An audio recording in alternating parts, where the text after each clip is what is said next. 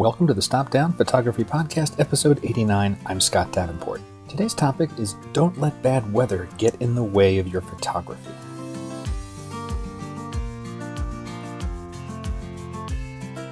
Hi, welcome. Thanks for joining. I'm glad to be back with you for another chat about photography, this shared passion of ours. And in today's episode, let's take one more step on our never-ending journey of photography.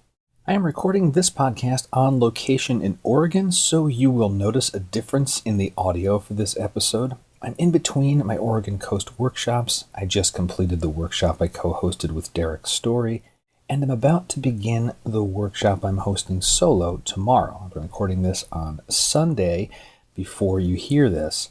I didn't want to go another week without a podcast, and the topic of bad weather and photography was a running theme in the workshop. So I have two stories to share from the workshop that I just finished that I hope will help you avoid being discouraged when the weather is not exactly to our liking.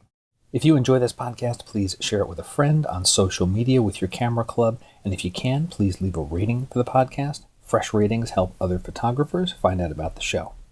As I prepared for the Oregon Coast workshop, I checked the weather forecasts a lot. Multiple sources, multiple times. I kind of felt pathological about it sometimes. I'm still checking forecasts, preparing for the next workshop, and I'll check the hourly forecasts, like the week before, the day before, and then a few hours before a planned shoot. And as the forecast shifts, so do the plans for the location shoot. And it's amazing how much the forecasts do shift. Here is just one example. I was watching the Cape Perpetua and Yachats area of the Oregon coast.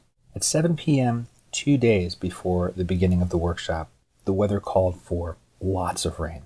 At 7 a.m. the day before, 12 hours later, the area had projected rain, although lighter than the prior forecast. And at 7 a.m. the day of, the morning forecast was partly cloudy, pockets of sun, the weather I live for. And then the actual result was even different. There was no rain through most of the morning, and then there was an angry burst of rain just before lunch hour, a pause at lunch, another sprinkle shortly after, and then it cleared again, and finally that rain gave way and took the rest of the afternoon.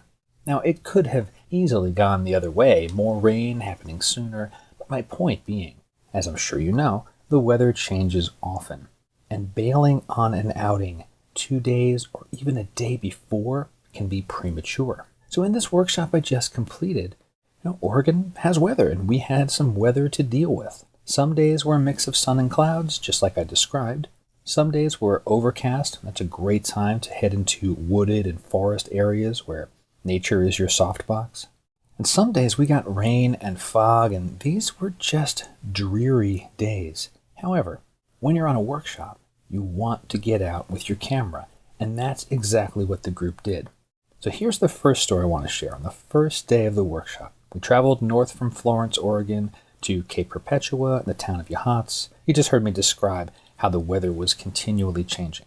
Well, during that second burst of rain in the early afternoon, most photographers were taking a break, staying dry in their cars, having a drink, having a snack.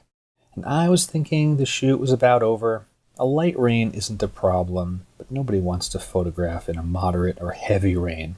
So I'm circling the location, rounding up a few photographers still in the field, checking in with them, and then the rain let up, and those heavenly sunbeams poured in from the sky. 8 photographers spilled out of those cars, and were back out capturing photos. So that extra moment that was taken before officially declaring, all right, the weather has won for the day, we got some of the best images of the week in that moment. And most, if not all, of the participants had at least one photo from that early afternoon in Yachats in their final presentation. So that's a story about how the weather can surprise you and you end up getting something wonderful that you may not have anticipated. This story, the second story, this is a tale about knowing conditions are bad and still going out anyway. On the third day of the workshop, the entire central Oregon coast had projected rain. I was combing the forecasts, trying to find a nook that had no rain or at least a lower chance of rain. And there was one potential, the Umpqua Sand Dunes. This area had the least likelihood of rain. It's the off-season, So off-road vehicles in the sand dunes should be a lot less. There were high winds the night before, so maybe that even brushed away and smoothed out the sand. We headed out, and it started to rain on the way there. Clouds rolled in. The sky was a featureless gray, and the dunes still had a lot of tire tracks on them, and even one small group of off-roaders came through. So everything about the conditions were non-ideal, just bad. Featureless sky, flat lighting, dunes marred by tire tracks. Yet, our group marched out into those dunes and found photos. There were some abstracts in the form and pattern of the sand, edges of sand dunes that were about to crack and collapse under their own weight, isolating those subjects. There were many photos of the lone hiker, the lone photographer among this endless sea of sand, a kind of end of days, almost post-apocalyptic vibe to it. And yes, even those off-road vehicles made it into the photos. They had kind of a Mad Max feel to them. They were really cool looking. And there were many of these dune photos in that final presentation as well. So these two stories, being surprised by weather in a good way and going out with your camera in spite of the weather. The point is this: when we're at home, we're not on a workshop, we're at home, we'll talk ourselves out of going out with the camera because the weather's bad. On a workshop, you have more motivation to go out there. You've traveled for a workshop. You may as well travel a little more, and the result is good photos are available in bad weather. Instead of getting discouraged by the weather, embrace it. Embrace the weather. Incorporate it into the theme of your image with the feel of the frame, and step outside with the camera. You'll be glad you did.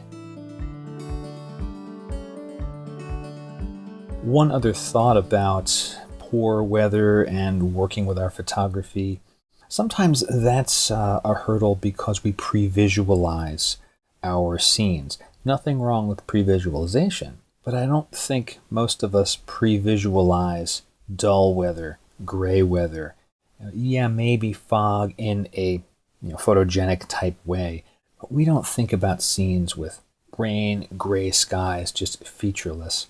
And when that happens, you get those conditions, shift your thinking from pre-visualization to being open to what nature is presenting. It relates to a topic I talked about early on in the podcast, episode 15, Sketch, Don't Plan. You get some ideas about what you want to do, but be ready to pivot when conditions require you to. Before I sign off from Oregon, thanks as always to the members of our Patreon community. It's your pledges and your support that make this podcast possible. So thank you very much for being there.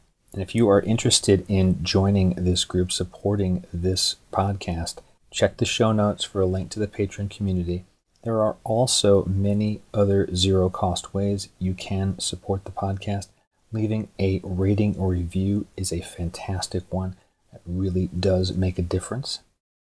You can do that directly in Apple Podcasts if you're on iOS devices or Mac OS devices, or you can head to podchaser.com on the web. You can leave a review or rating there. Well, I've got to get prepped for the next Oregon workshop starting tomorrow. I'm going to go do that. Have another mixed bag of weather coming at us this coming week here, but I know that we can handle it, and I know we will find good photos. Until next time, my name's Scott Davenport. Have fun.